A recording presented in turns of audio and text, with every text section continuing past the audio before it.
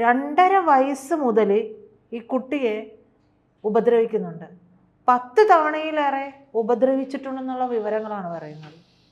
2.5 വയസ്സുള്ള കുട്ടികൾ. ഇതിപ്പോ ഈ ഒരു സംഭവം മാത്രമല്ല, നമ്മുടെ നാട്ടിൽ നടക്കുന്ന സംഭവങ്ങളാണ്. കാര്യമാണ്.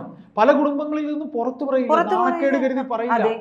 അതിനനുസരിച്ച് കുട്ടികൾക്ക് മാനസികമായി കുട്ടികൾ തകർന്നു പോകും കുട്ടിയിലേക്ക്. അതെ, അതുണ്ടാവും.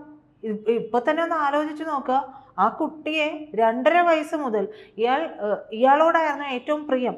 അതുകൊണ്ട് സ്നേഹത്തോടെ ആ അമ്മ പറയുന്നുണ്ട്, നീ എൻ്റെ കുഞ്ഞിനെ ഇല്ലാതെയാക്കി, ഇനി എന്നെ ഇല്ലാതെയാക്കാനാണോ വരുന്നത് എന്നൊരു ചോദ്യം ചോദിച്ചിരുന്നു.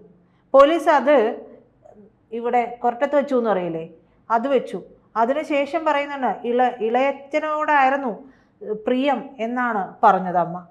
ഈ 2 കാര്യങ്ങളിൽ നിന്നാണ് ഈ പറയുന്ന കൊച്ചച്ഛനിലേക്കുള്ള പോലീസിന്റെ സംശയം ഉടലെടുക്കുന്നത്, അന്വേഷണം പോകുന്നത്. എന്നേക്കാൾ പ്രിയം കൊച്ചച്ഛനോടായിരുന്നു അമ്മ. ആ ഒരു വാക്കേ അമ്മ പറഞ്ഞിട്ടുള്ളൂ. പിന്നെ ചോദിച്ചത് എന്നെയും ആ കുഞ്ഞിനെ ഇല്ലാണ്ടാക്കി എന്നെയും ഇല്ലാതെയാക്കണോ എന്ന് ചോദിച്ചു. ഈ ചോദ്യങ്ങളിൽ സംശയം തോന്നാതിരിക്കണമെങ്കിൽ അത് പോലീസ് അല്ലാതിരിക്കണം. കേരള പോലീസിന് അങ്ങനെയുള്ള കഴിവൊക്കെ ഉണ്ട്. അതൊക്കെ അവർക്ക് ഒരാളെ കണ്ടെത്തി. ഇയാൾ കരഞ്ഞുകൊണ്ടേയിരുന്നു എന്നൊക്കെയാ പറയുന്നത്. ആദ്യത്തെ സമയത്ത് ഭയങ്കര പൊട്ടിക്കരച്ചിലായിരുന്നു. പൊട്ടിക്കരഞ്ഞു എന്നൊക്കെയാ പറയുന്നത്. എന്തിനു പൊട്ടിക്കരയണം? ഇവൻ ഈ വൈകൃതം ചെയ്തു വെച്ചിട്ട് ഇവൻ എന്തിനു പൊട്ടിക്കരയണം?